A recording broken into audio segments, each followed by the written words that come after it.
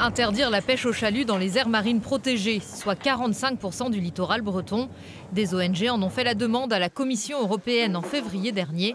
À l'Ifremer, ces scientifiques ont travaillé sur le sujet, hautement sensibles. Dans leur rapport final, ils appellent à la nuance. Le poisson, c'est une ressource vivante qui a besoin d'un écosystème en bonne santé.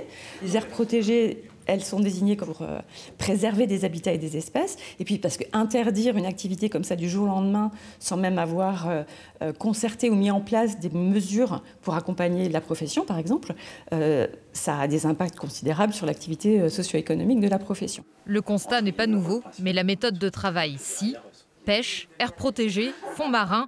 Une trentaine d'experts de domaines différents y ont participé. Croiser les points de vue, c'est aussi mieux comprendre pourquoi les pêcheurs ciblent certaines zones, quel impact aurait sur la pêche une interdiction. Par exemple, une interdiction de pêche dans une aire marine protégée, ça peut vouloir dire un report de pêche à l'extérieur de l'aire marine protégée. S'adapter et discuter de chaque solution localement, c'est la méthode défendue par l'Ifremer, déjà mise en place dans le parc marin d'Iroise pour la récolte des algues. On a des zones qui sont ouvertes en 2025 et après qui vont être fermées en 2026-2027, puis réouvertes en 2028.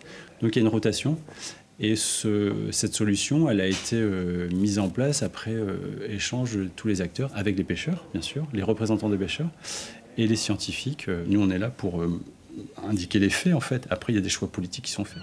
Et il y a urgence. 94% des côtes françaises classées Natura 2000 sont aujourd'hui en mauvais état.